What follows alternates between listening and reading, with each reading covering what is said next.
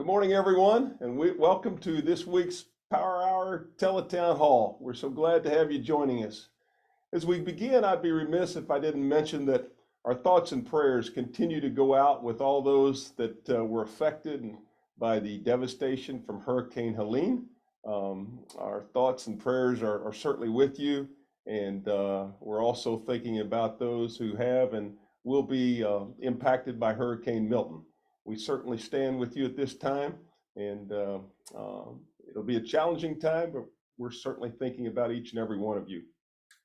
Yesterday marked the 8th anniversary of Hurricane Matthew, and that's an event that many of us remember, and it was a time of great challenge, but it was also brought together what many thought was the best in our community, and we're hoping to continue to see that happening in these other areas.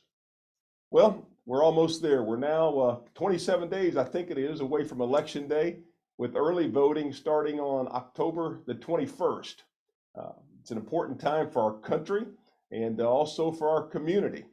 So we're here today, and we're going to help provide some information on a couple of key issues.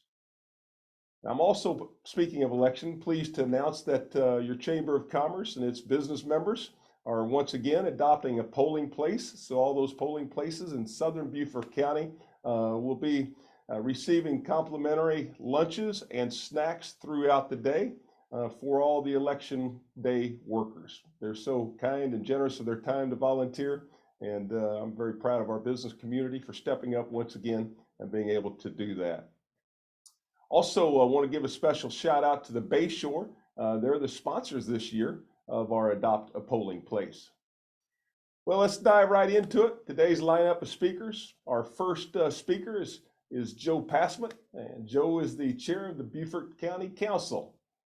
Joe spoke last week at our State of the Region event, and he shared many valuable pieces of information about the upcoming bond referendum and the Beaufort County transportation referendum as well on the November ballot. So Joe, we're glad to have you back with us today to be able to share information about that. And I think it's very timely having you on this morning with all that has been going on with hurricanes and how this would also most likely affect our evacuation routes. So we look forward to hearing from you, and then I'm sure we'll have questions for you afterwards. Thanks, Bill. Let me go ahead and share my screen. I'm hoping that everybody can see that. Beginning, okay. So let me begin by talking about the state of the region. This is a story of growth and collaboration. South Carolina obviously is growing, and so is our region, as you can see from the stats here. South Carolina is the fastest growing state in the nation. Beaufort County and its neighbor are growing. Jasper County is the fastest growing county in the state. So the growth that we have has long-reaching impacts, and so that's why we're going to have a referendum. So the efforts that we need as we grow must match the demands from our community. We grow through conservation. Beaufort County has a green space program. It's the first one of its kind. We've saved 2 large pieces of property that are very meaningful. Gregory Neck was the first one.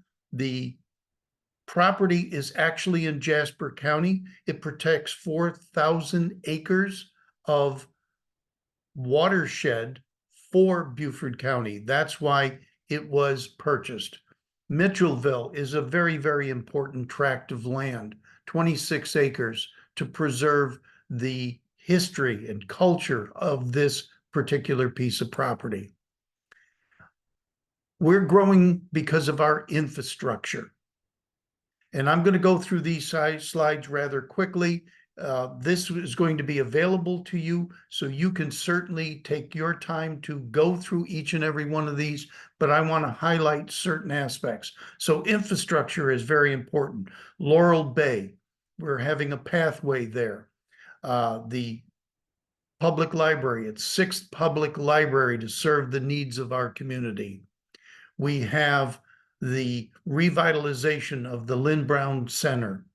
We have the workforce that's a simulation training lab through Buford Memorial.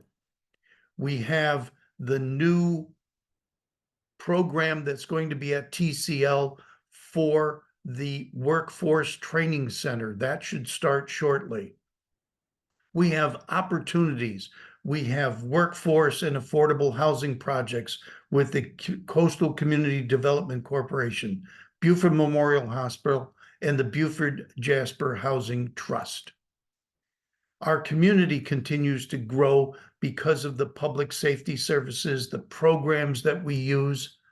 The school district is our partner in many of these. So we have relationships. We have LATS, Soloco, SCA, the Beaufort County Economic Development Corporation. These are unique opportunities to help us in the growth that we have and how we can handle it in the future. And it's our relationships. We're no longer just Beaufort County. We're no longer just Beaufort and Jasper County. We're a multi-county relationship.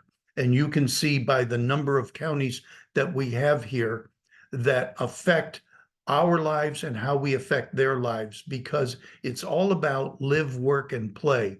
Many people live outside our county, but work in our county, and vice versa. And we have a brand new administrator. We've done our new code of procurement. We've increased our transparency.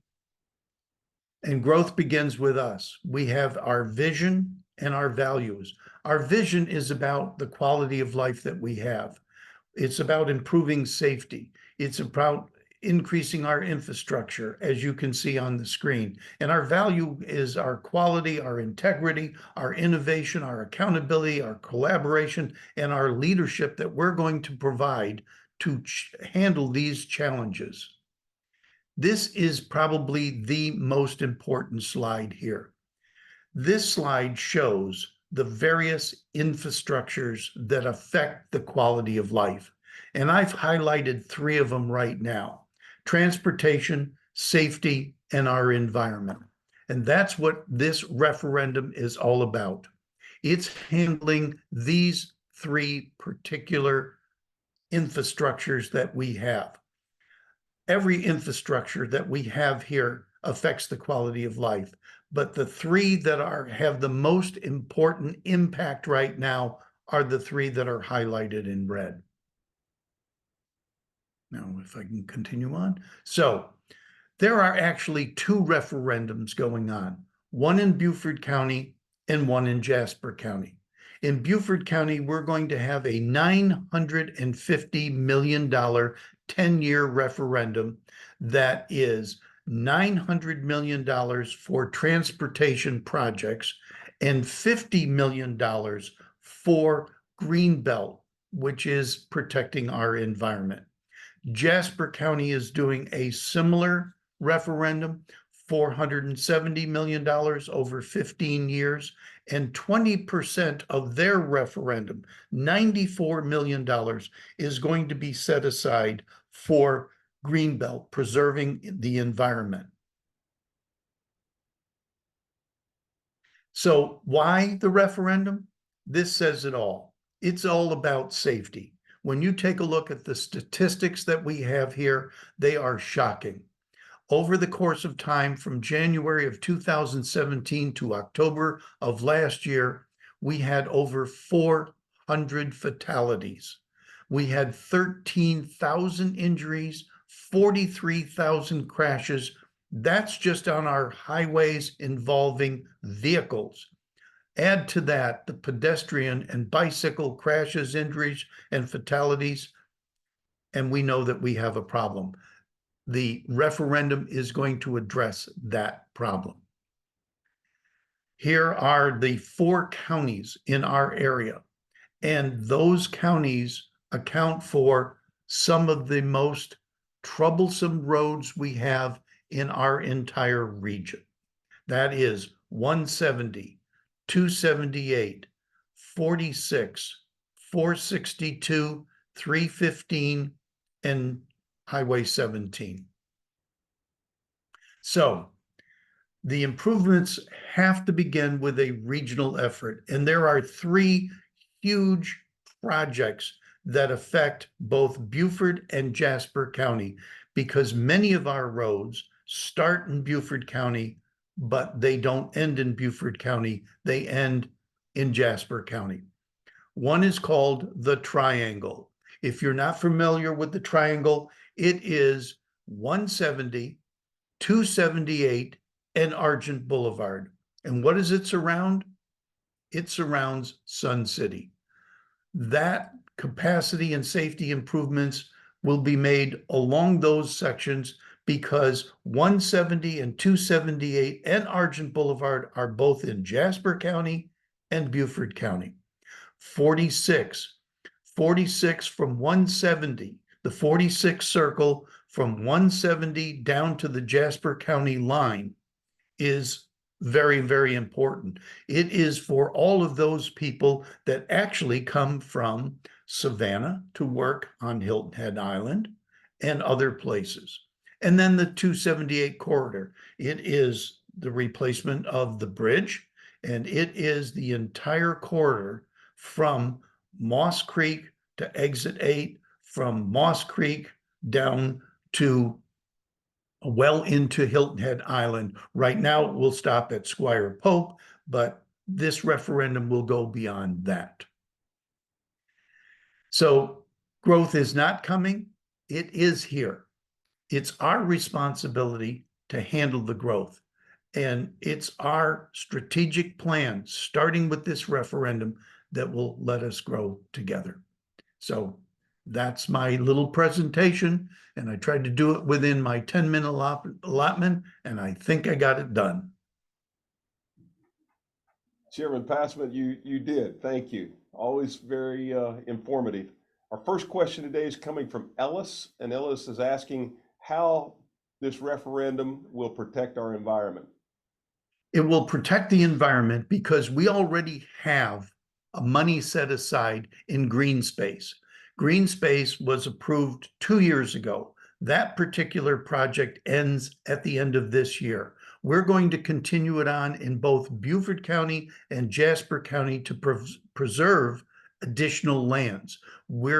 As I said, we're going to have $50 million for Greenbelt, which is another version of green space. In our referendum, Jasper County is going to have $94 million. Add those two together, plus the $100 million, that's $244 million for us to target lands in Beaufort County and Jasper County that need to be protected from development. All right, next question is coming from Jordan, and Jordan is saying that there's so much congestion on 170. How does the referendum address that? The referendum addresses that because from the 46 circle in Bluffton all the way to past 462, that road will be widened.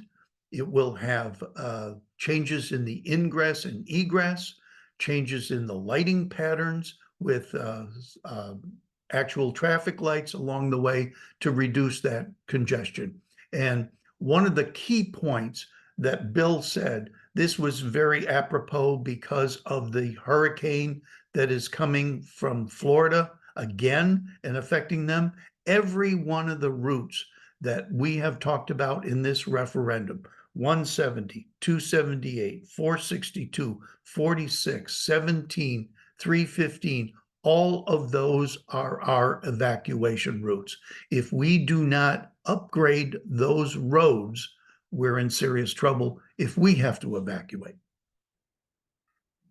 All right, thank you. Next question is coming from Sam, and Sam is asking, why should we vote yes if the projects aren't complete from the last transportation referendum? That's an excellent question. We've answered that from this standpoint. When you create a referendum, you are telling the people, we need X number of dollars to do a project. the fact of the matter is we have to have what is called skin in the game, which means our referendum money is used to get additional funding from the federal government, from the state government.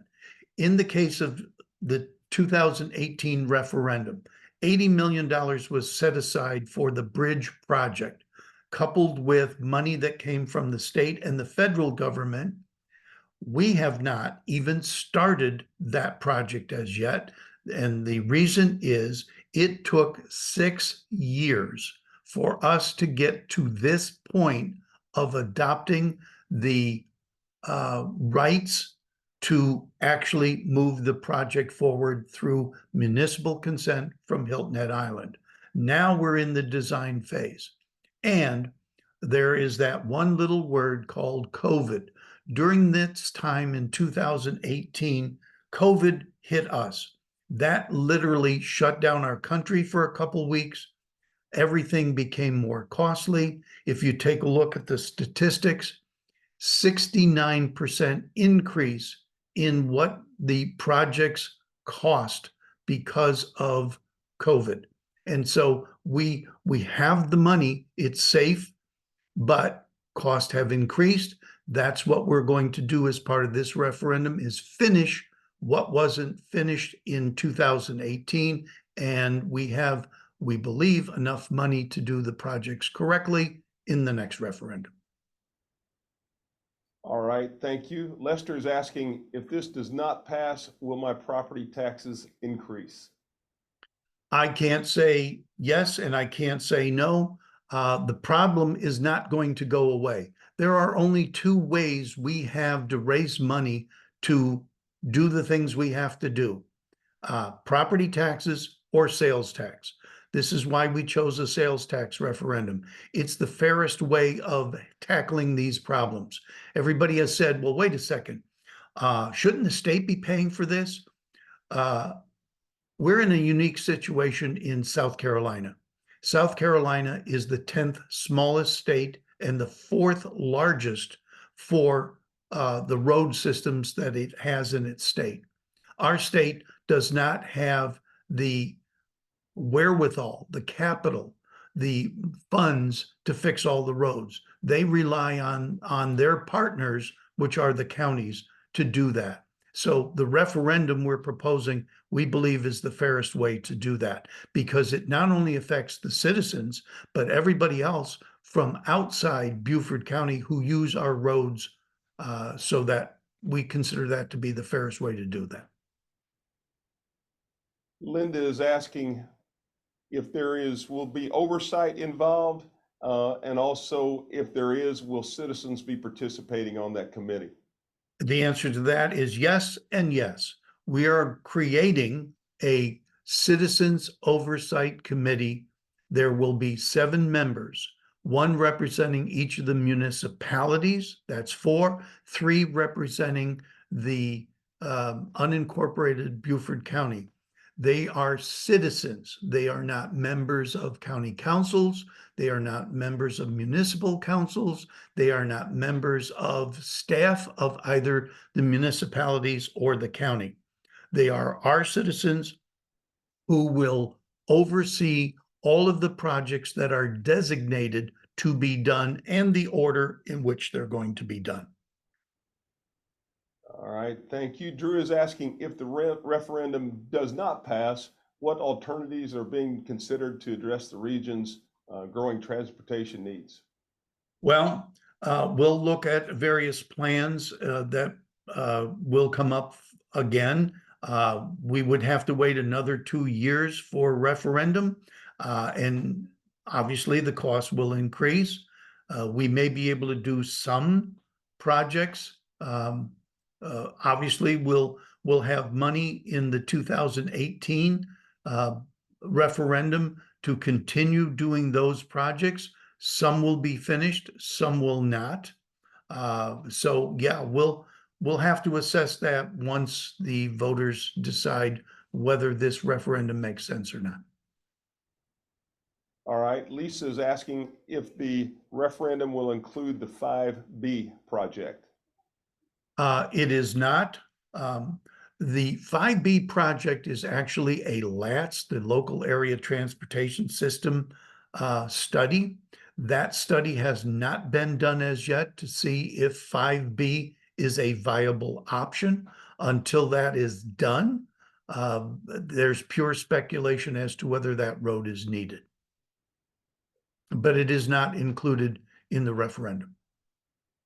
Okay, thank you for that clarification. Blake is asking what the status is on the Defusky ferry service. That's another item the county has been working on. We are diligently looking at the ferry on a daily basis. We do have a contract with the ferry system. We're taking a look at that contract to ensure that the ferry system, as it is being done, meets every aspect of that contract. Ellis is asking about transparency and confidence, and asking what the county is doing to help provide a level of comfort in that. We are going around the county, have been going around the county for the last 2 weeks, meeting with everybody that we possibly can to assure them of what is in the referendum, what the money is going to be used for, why we have the second question. When you do the referendum for a 10-year period of time, we can't wait 10 years to collect all the money and then start the projects. We have in there the capacity to bond up to $515 million. Will we bond for all of that? The answer is no. Will we bond for some of that? The answer is yes. What we intend to do is to start some of the projects, some of the design projects with the money that we will have. And as we collect the money, we can pay back those bonds, and we can do some of the projects that were earmarked as pathways. Obviously, you can't build the bridge. The bridge is already under design. That design is not going to be completed for another year and a half. So we don't need money for the design of the bridge. 170 and 278 are going to be long lead times, but there are other projects within the $900 million that we certainly can bond for and actually complete those in a short period of time and be able to pay back those bonds with the sales tax money. It's not a property tax. It doesn't affect anything. And that's why we're doing it that way. Thank you. You touched on the bridge for a minute there. But Harold is asking, is the bridge corridor project part of the referendum? And if so, how much money is dedicated to that? The bridge project is actually part of the referendum. Again, we have $90 million in there. That's not the shortfall that we have. The shortfall that we have is $190 million for the project. And if we put all $190 million into the referendum, then the state would say, why should we give you any money for the shortfall? You're going to get it from the taxpayers. So we've put in a portion, and we're asking the state to provide the rest of the money. I think this will be our last question unless another one comes in. Quinn is asking if smart traffic signals will be part of this on 278 on the mainland. Yes, we are adapting. They're called adaptive signals, and it's going to be for the entire 278 corridor, the entirety of Hilton Head Island, the entirety of 278, the entirety of 170. So many traffic lights, all will be coordinated as a smart traffic system that will allow the traffic to flow better than it does right now. Mr. Chairman, thank you. Thank you for being with us again this week, and very informative and helpful. We will have a link for his slides if anyone would like those. And then are those slides also available on the county website? Yes, they are. Okay. Yes, and you go to BeaufortCounty.gov and you will see the whole history of all of the transportation referendums that we have, and all of the slides will be available. All right. Great to have you this morning. Thanks again for being with us. Thanks. We'll go from one very important topic to another, and that's of affordable housing, and certainly a critical issue for our region. Bluffton, Hardeeville, and Jasper County are among the fastest growing counties in South Carolina. And today we're excited to welcome Victoria Smalls, the Workforce and Affordable Housing Manager for the town of Bluffton. She'll be sharing updates on Bluffton's affordable housing projects and how they're tracking the workforce housing challenges. Victoria, welcome, and thank you for joining us this morning. Good morning. Thanks for having me. As you can see, I have our director, Kevin Eichard of the Growth Management Department. I am going to share my screen.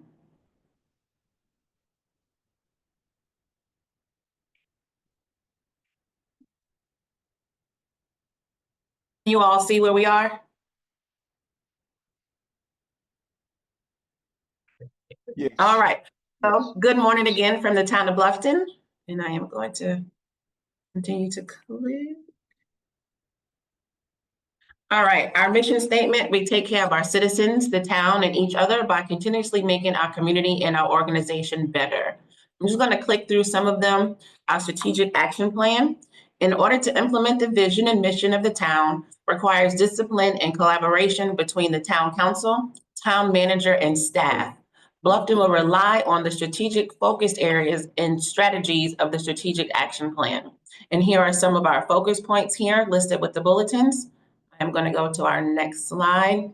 These are what the affordable housing solutions for our strategic plan: our neighborhood assistance program, public-private partnerships, our 4 town-owned parcels reserved for affordable housing, and our regional housing trust fund.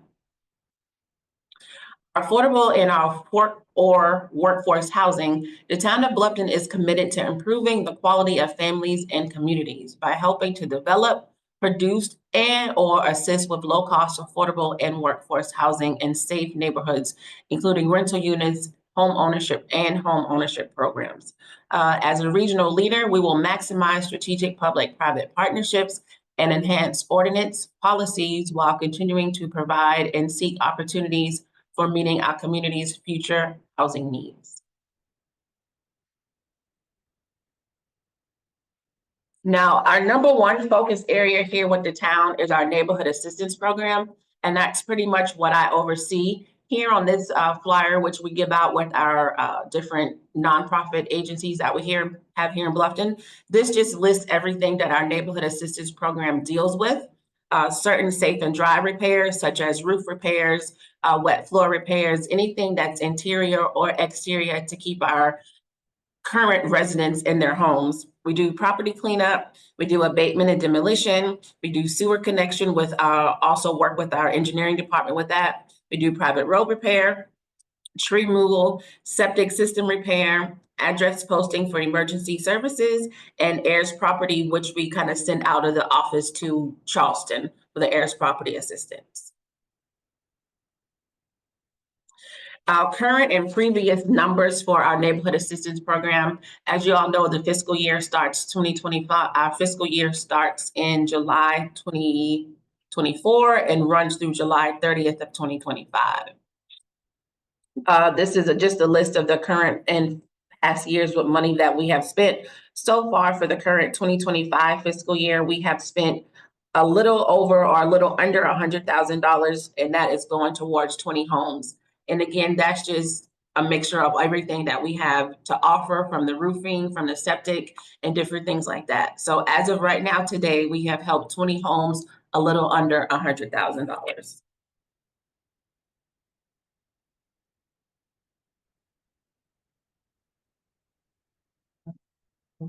Difficulty here. Give me 1 second.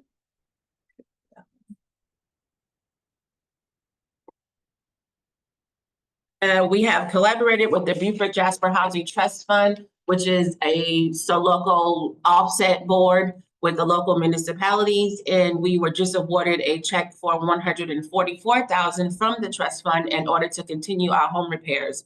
So those funds will go towards our home repairs for our local town of Bluffton residents to add to the funds that we have in our budget right now.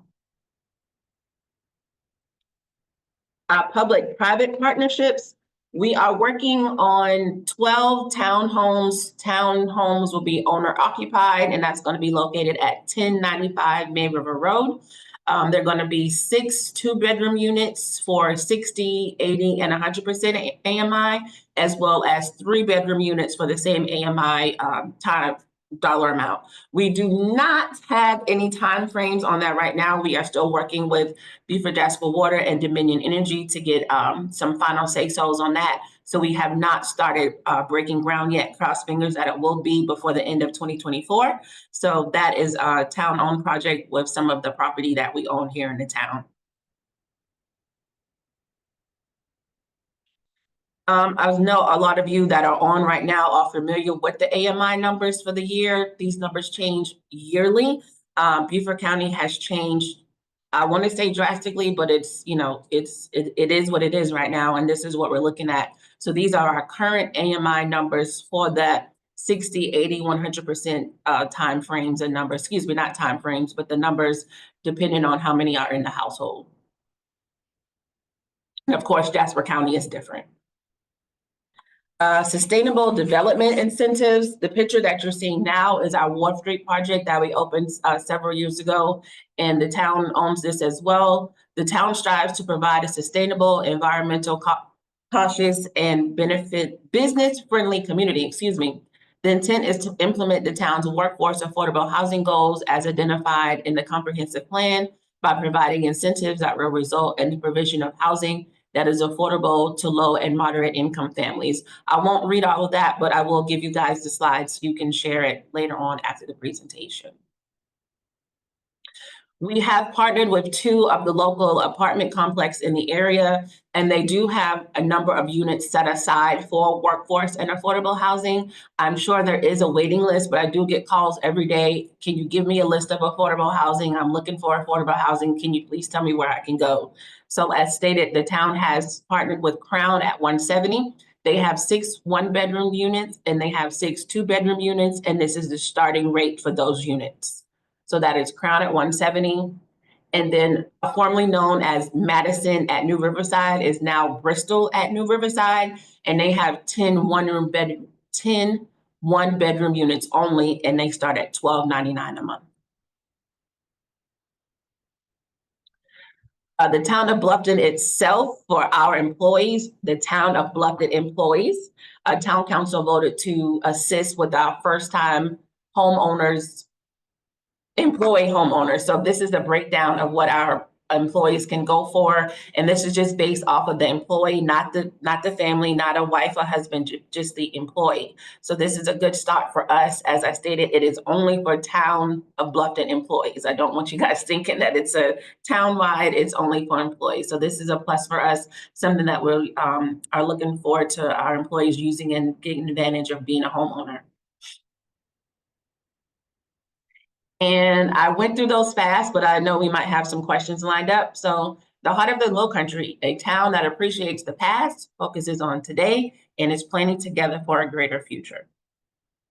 And that is the end of my show. Stop share. Okay, there we go. All right, Victoria, thank you. And yes, we do have some questions. And Kevin, hello to you. We're glad to have you joining us this morning as well. Great to see you. Thanks, Bill. Our first question is coming from Evelyn, and Evelyn is asking, do you currently have to live in the town of Bluffton to utilize the housing? Yes, for the 12 townhomes, yes, you do have to be a resident of the town of Bluffton. Also, for the neighborhood assistance, the repair program, you have to be in the municipal limits. Okay, thank you. Casey is asking, how is the town of Bluffton ensuring these projects are accessible to local workforce? When you say the projects such as the townhomes or the neighborhood assistance program? You know, maybe you could address both. They just read the question from Casey, so I'm not really sure what where Casey was going with that. If I could jump in, for the townhomes themselves, this is a public-private partnership with State of Mind partners. And what will happen is they will be responsible for working through the process to determine eligibility for individuals on an income basis to be able to purchase the townhomes. So that's for that side. And then also for the neighborhood assistance program, we do have an income verification process that we go through to determine eligibility. And then it is on a first come, first served basis. Also, from a funding standpoint, we have part of our general funds that is consistently funding the neighborhood assistance program. So our town council is very aware of it. We refer to the term NOAA, which was natural occurring affordable housing. And this is an opportunity for us to help to keep individuals in their homes in the town without having the pressures of the higher cost of living, the higher cost of repairs. This helps us to keep these individuals in the community. Thank you. Casey is asking, when will the May project be complete and ready for move-in? Well, we are all fingers, eyes, and toes crossed here that we hear something soon. Like I said, we're waiting for Dominion Energy to finish their lighting plan, Beaufort Jasper Water Sewer. So it's more than just us working on it. So we don't have a time frame right now. I cannot provide. We will definitely have press releases as we're moving forward with this, and then have a better timeline. Okay, thank you. Justin is asking, how many families have been helped through the neighborhood assistance programs? So far this fiscal year, we have helped 20. Since I came on board in 2020, I'll give you exact numbers. We have helped over 100 since 2016. So way over 100 since 2016. Okay, next question is from Emerson, and Emerson's asking, where do you see the biggest growth happening? Is it along Buckwalter or May River area, or where? Right now, the majority of our growth is happening west of Buckwalter. You'll notice that most development is in the New Riverside area off of New Riverside Road. We are finishing up development in Mill Creek or Cypress Ridge, as well as the Four Seasons area. That's still continuing to grow. So the town, through all of our development agreements, we're approximately at 75% built out on residential. So we still have residential development available, but we're starting to see an uptick in commercial development. We're only about 35% developed at that standpoint. So you will start to see more commercial development, both retail as well as office and healthcare. All right, our next question is coming from Bob. Bob is asking what the total demand for affordable housing in Bluffton, and also what the prioritization process, and if are essential workers a priority? Can you repeat the first part of that question? Yeah, so Bob's first part of the question was, what is the total demand for affordable housing in Bluffton? Yeah, I think that we can look at this on a regional aspect, that the demand for affordable housing is dire right now. We are a partner in the Beaufort Jasper Regional Housing Trust Fund, and there's a commitment through the Housing Trust Fund, through the counties as well as the towns, to help fund this. So we definitely focus on a regional level. So we are part of the regional level to tackle affordable housing, as well as on the smaller community size level, with both the 12 units that we're looking to develop at the May. We have other properties that we are proposing for future affordable housing. So it is, for us, it is a top priority. It's a top priority of our town council. And the biggest thing is funding and making sure that we're getting with right partners in order to continue to move this forward. Thank you. And the second part of Bob's question here is asking if are essential workers a priority for the housing? Absolutely. I think that, that's the backbone to our community. Just living in this region is the hospitality aspect of it. So definitely, that is a top priority. Okay, next question, and maybe our last question, is coming from Lindsay, and she's asking about the Living Well project on Buckwalter. Well, I'm not sure if the Living Well project is. Okay. Maybe we'll put you in touch with Lindsay, and the two of you offline can talk through that with more clarification. Absolutely. Absolutely. All right. Well, Victoria and Kevin, thank you. Thanks for the great questions we've had as well. I appreciate your time today and look forward to having you all back for an update on that on down the road. Okay, Great. thank you. All right. Have a great rest of your day. Next up, we have Sandy Gillis, Director of the Deep Well Project, and Siobhan Vasquez, Circles Chapter Manager. They're here today to talk about the Circles program, which is helping local families move out of poverty and toward financial stability. We're eager to hear more about it and how they're making progress and the difference that the program is making. Sandy and Siobhan, welcome. We're glad to have you this morning as well. Well, thank you so much. We are excited to be with you guys. We do have just a few slides to share just to kind of help focus everything, but we, again, really appreciate the opportunity to speak with everyone today. Just for a quick background, the Deep Well Project got its start over 50 years ago here on Hilton Head Island to help people have access to safe drinking water in a time when there was no town hall and there were very few public services. Our founder, retired public health nurse Charlotte Heinrichs, figured out that if we could drill deep wells, then people could have clean water. So as the needs of our island have changed, and our services here at Deep Well have also changed to reflect those needs. Today we have a 5-day-a-week food pantry. We repair about 100 homes a year through our livable housing program, and we help thousands of people annually through emergency financial aid assistance with things like rent, mortgage, and utility bills. So all of these programs that we've done for almost 50 years really focus on stabilizing people in crisis. But a few years ago, we started a new program with very, very different goals that's very important to our business community here, and that's why we're excited to be here with you. And that program is called Circles.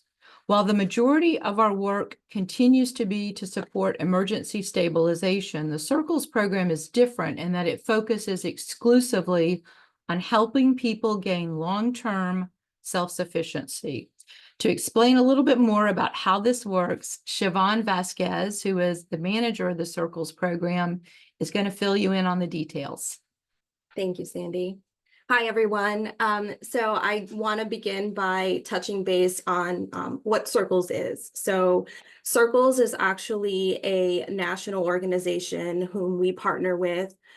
There are many chapters throughout the United States. There's 64 chapters in the US, in 25 states. There are other chapters upstate South Carolina as well, which include Greenville, Anderson, and Lexington, South Carolina. So I say all of this because I want folks to know that we are working within a network of folks who are collaborating. We're not reinventing the wheel. Circles USA has been around for over 25 years, and they're focused on that gap between crisis intervention and leading folks to self-sufficiency. And that's what's really important about the work that the Deep Well has been doing and what we hope to accomplish in the future. So we work with folks in the community to promote leadership development, and we use a very comprehensive community approach.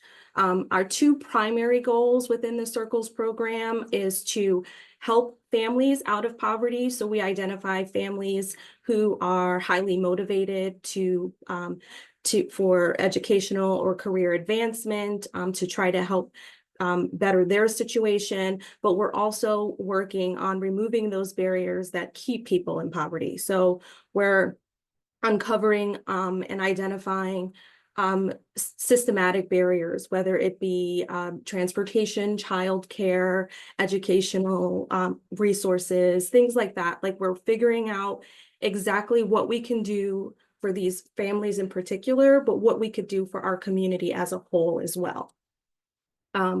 So within the Circles program, we do use a multi-generational approach. So we focus on the cycle of poverty and recognizing that for a family that is in poverty, more than likely they were born into poverty, and there are disadvantages in development and education typically when you're in that situation. And it's very difficult to break that cycle of poverty without an external influence or some sort of external intervention. And that's what we hope to be. We hope to be a catalyst for change for that family by intervening and helping linking them to better resources and opportunities. So within the Circles program, there is a pretty significant focus on education and employment. We are helping families pursue higher education by identifying tuition assistance options, helping them gain information, seek guidance, understanding what their career options would be, helping them prepare just to go to college.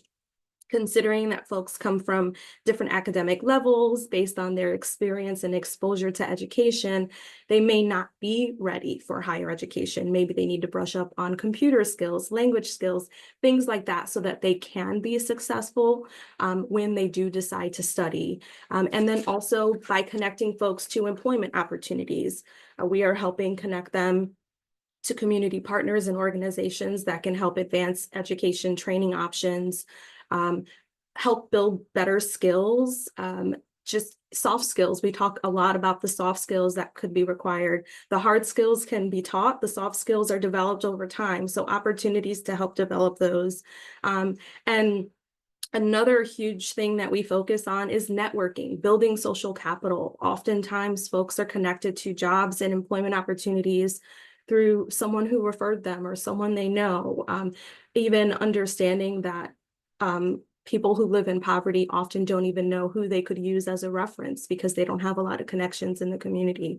So by building community, we are helping folks advance their higher education and employment options.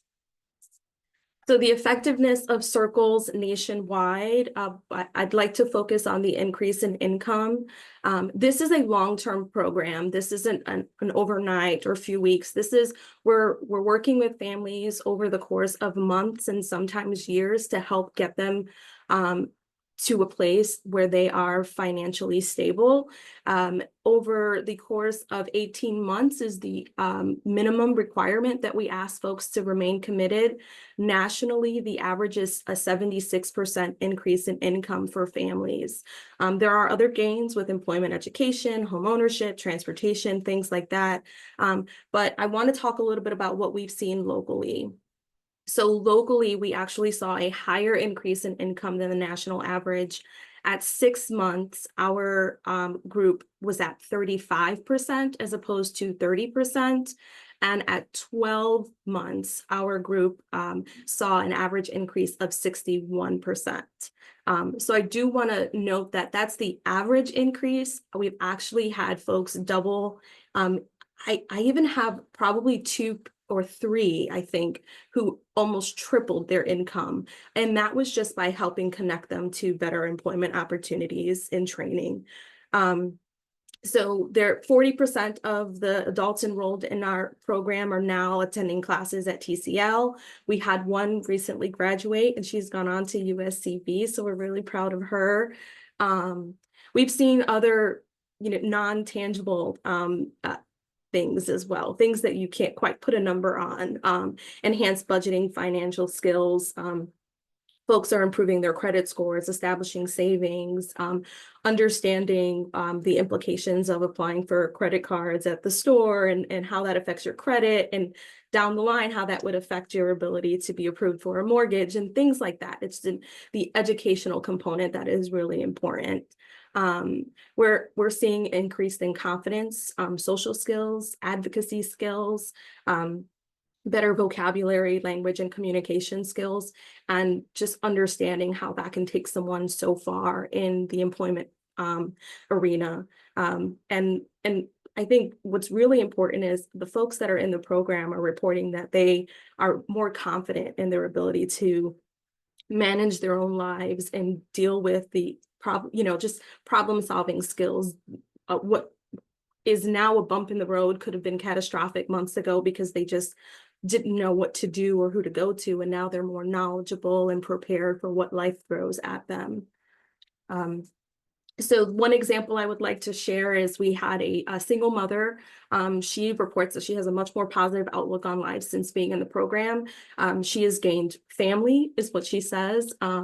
She's enrolled in higher education. She was previously homeless, and now she's on a path to home ownership. She's connected with local organizations to try to help her obtain that. She's taking home ownership classes. She's understanding what she needs to do to get her credit in line and how much she needs to save up for that home. So just so much better prepared for what that journey realistically is going to look like. She and her children just have a renewed sense of purpose. They have meaningful connections. They're engaging in enriching activities within our community. And more recently, she's taken on a brand new job where she previously was working in an entry-level position with it was less than full time. And now she's got what she calls her first big girl job, which is providing her a living wage and benefits so that she and her children have connection to medical resources and everything that they need. So just one of our really great success stories that I wanted to share. So I can go on and on about circles, but I'll leave that for anyone who wants to reach out to us. I would be happy to take more questions. But I think for now, we can open it up to the group and see if anyone has any questions for us.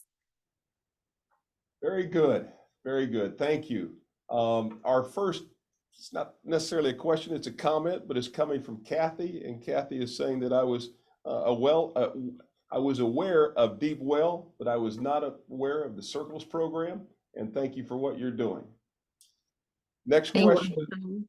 Next, we have really a two-part question from Janice. The first part is this: how does someone volunteer to be part of Circles? Yeah, so give us a call.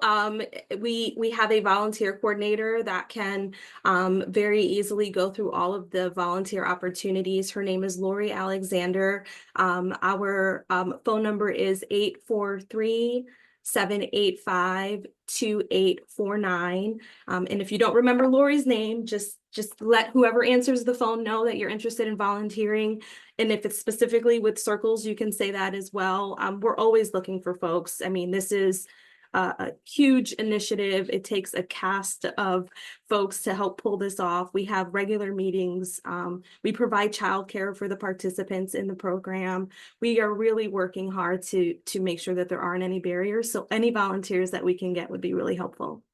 And just to tag onto that, the skill set of the volunteers is really, really diverse. If you are a closet caterer and you want to help with the weekly meal, we've got a place for you. We are always looking for people who love working with children who are growing up and coming out of poverty, have some special challenges. So if you have a heart for helping kids who may have some special needs or special challenges, we've got a place for you at Circles. And then obviously, if you can contribute to helping these folks find this new path and build their new circles of support. So really, the skill set for Circles volunteers is just as diverse as the people on this island. So we'd welcome any of that support. Thank you. Part two of Janice's question is, how many volunteer hours are required to be a part of it? There really isn't a requirement. Like Sandy said, there's a place for everyone. We have volunteers that they're with us on a regular basis. We have some folks who we jokingly referred to as our super volunteers, who are always at our door finding things to help with. But there isn't a minimum requirement per se. We want to honor whatever folks are willing to do and whatever time they're willing to give to our initiative. Eddie is asking, what can local businesses do to contribute to the success of the Circles program? Let me take that one. Sure. Well, if you are in the food and beverage space, we do, part of the program is every Wednesday night, we meet from 6 to 8. It is not your normal Hilton Head 6 to 8er, but it does start with everyone coming together, the volunteers, the moms, the dads, everybody comes together for a shared meal. So if whether you like to cook, or maybe you like to write a check for somebody to cook for you, anything in that food service is fantastic, because all of our meetings do start with a shared meal. There's something magical about breaking bread together that seems to break down barriers and brings people together who never would have met before this program.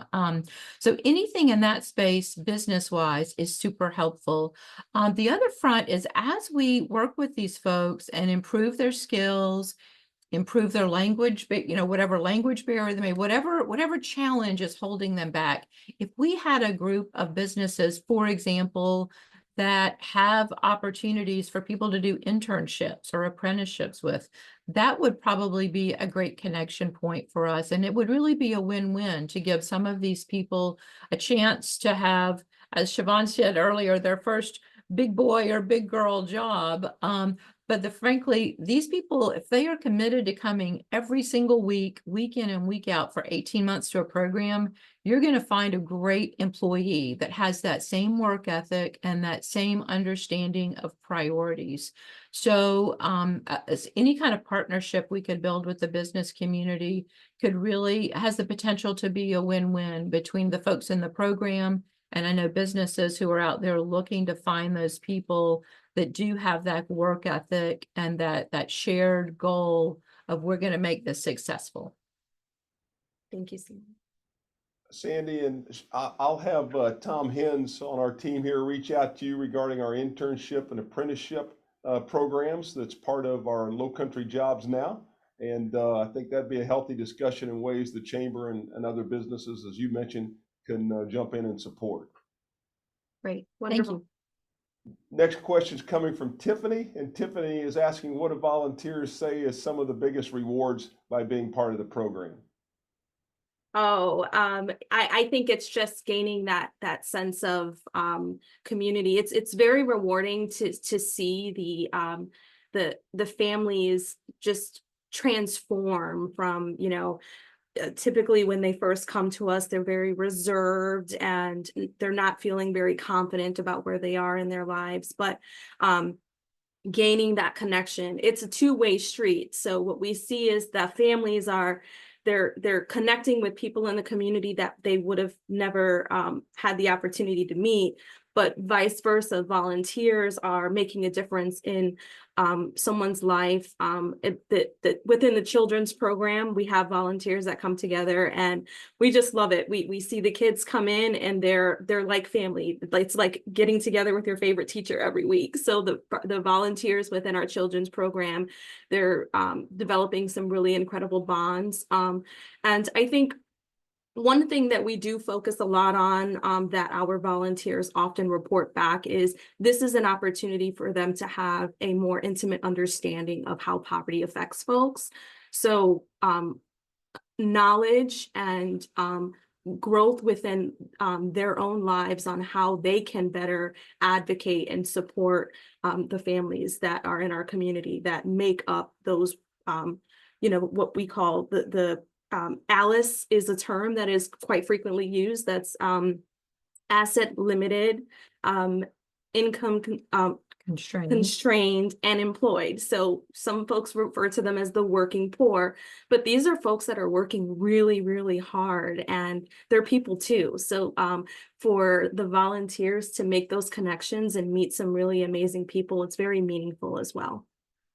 We've had a lot of our volunteers report back that they can think back to their younger days, and that one person that took a special interest in them, that really reached out and helped them and motivated them. And sometimes they were cheering for them, and sometimes they were shaking a finger at them, but they remember those people who cared about them and helped get them on a better trajectory. And I think this program tends to volunteers who have had that experience being on the receiving end of that now want to be the ones who they're in a place in their life where they can be the giver.